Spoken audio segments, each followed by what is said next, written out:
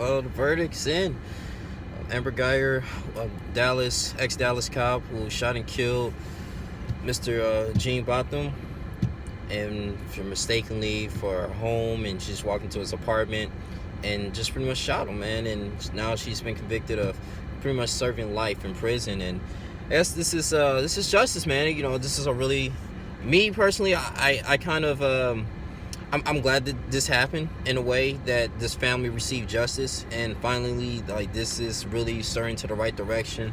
I think Benjamin Champ, who was pretty much the civil attorney and representative for the Gene Botham case and the Gene family, really did a really wonderful job. And shouts out to Scales to Justice. He's a subscriber. He actually filmed like the whole thing that was going on in the court, like 5 or 6 parts. I actually got that from Steve Rose, and I was like, wow, man. But the jury, they got it right this time. And surprisingly, we can go back into with the whole Eric Gardner. We can go back into Philando Castile, and I believe Michael Brown was killed by Officer Darren Wilson, and how, like, I guess law enforcement in America has been people just getting killed and of color, and for the most part they just getting a pat on the back, either get fired or get suspended, but for the most part they can still move their identity to another, the police department, and still make a living. And we was thinking that, man, like, if even though they're supposed to uphold the law, they still have a chance to just do whatever they want to do. And I just think this is a really should set an example of,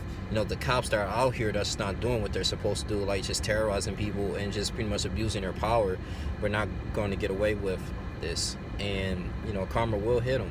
And this pretty much puts a really bad reputation on the good cops, that's going out here, is actually responding on patrols and protecting the community and serving, even though they have to meet certain quotas, but they're not harassing people, man. They're using, the opportunity, intent, and capability, and different positive officer perception to justify their actions. Now with this, back in September 6, 2018, she was really much justifying her actions by, oh, well, I thought this was my apartment, because, I had a long day of work, and she said she was on a 16-minute phone conversation, so she was pretty much distracted, and she should smell marijuana. And I don't care if the dude had a rocket launcher in his house, like, you was off duty. That's the thing, you was off duty.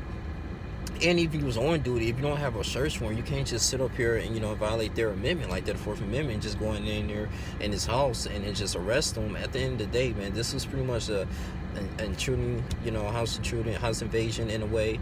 And dude was just eating ice cream, minding his own business, and you shot and killed them. And when I heard about that, making a video a while back, just doing the update on the case, I was just really hurt, man, because it's just so many people just getting killed for just no reason, and just hate that for a black brother just to be gone. He was a Callan man, and I don't know if he actually has some type of relationship with him, but at the same time, that you should have a cognizant notion that, okay, well, maybe I'm in the wrong home, or I don't care how long day of work, if you was intoxicated, even though you shouldn't be, but you should still have a sense enough, like, okay, I know where I should be going. This is not my home, my bad. Walk out and actually redirect yourself and go to your apartment building. If you don't know where that is, then something may be wrong with you. You might need to go to a mental clinic or something like that, man. At the end of the day, it should be no reason why that you took upon herself to shoot that young man. And the fact that, it's the jury got this right, and some people may disagree with this, but me, I just have to say this. I agree that they got it right, man. This is justice. Finally, justice serves a good day with that. Finally. I just pray that, just thinking out all the people that was getting killed, like Trayvon Martin, due to a neighborhood watch. George Zimmerman, he's still walking around free. You got a Casey Anthony who killing their baby. There's all many things that just goes on in America and Black America that we really need to be healed upon. But I think this is a good first in the general direction, and yeah, this is good, and justice was served.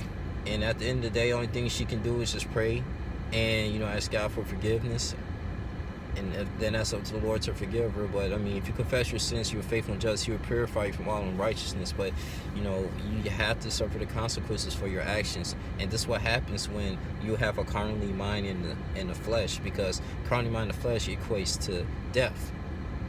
If your mind is governed by the Spirit, it equates to life and peace, and according to the book of Romans. And these, as you can see, this did not work out in her favor.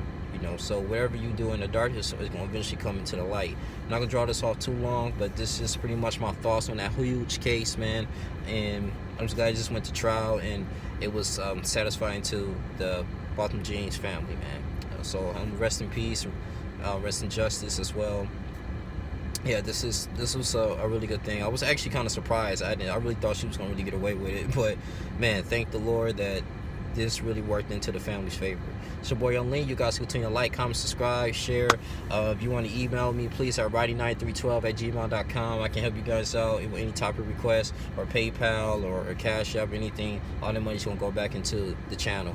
Love you guys, man. Coming back to you with more news. Take care. Deuces.